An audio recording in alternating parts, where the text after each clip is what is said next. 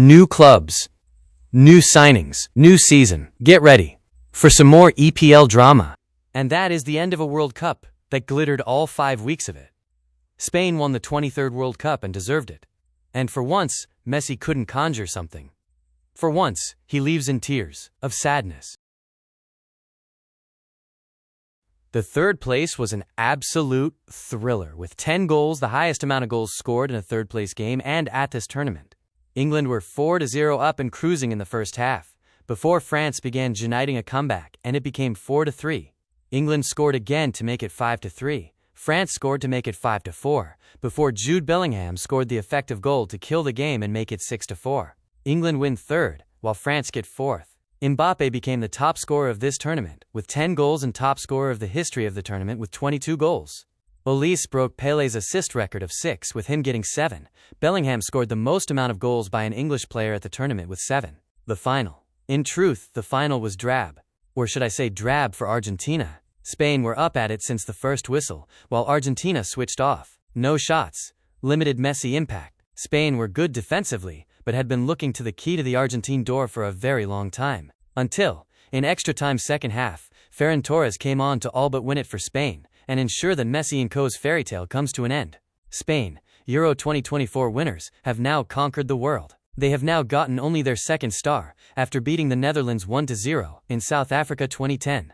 Almost effectively, the torch has been passed to a new glittering generation. For Argentina and Messi, this wasn't how it was supposed to end. In what is likely his final major tournament participation, the outcome of this final hurt very, very much to the great magician. So I just want to go through everything that we learned at this World Cup. Spain's path to glory, from a slow start to absolute dominance. Despite a slow start with a 0-0 draw against Cabo Verde, Spain relied on a solid defense, conceding only 1 goal throughout the tournament, to secure their second title under Luis de la Fuente.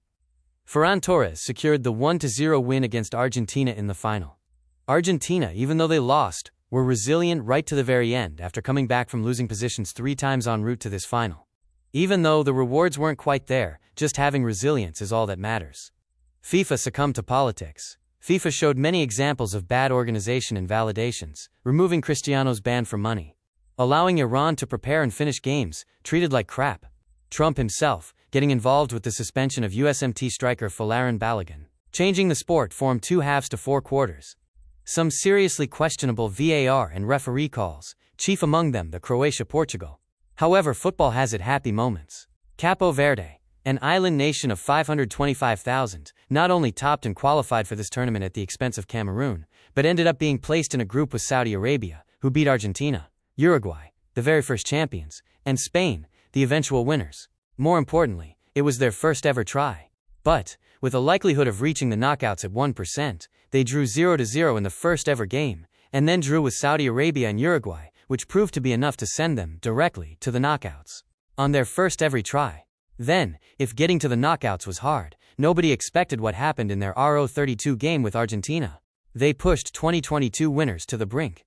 A 60th ranked nation pushed the reigning champions at the time, with next to no fear. They inspired their next generation, hugely. They will come back bigger and better. They taught us one thing: nothing is impossible, only if you believe. Finally, every good thing comes to an end. Ronaldo, Neymar, Modric, Messi, KDB, etc.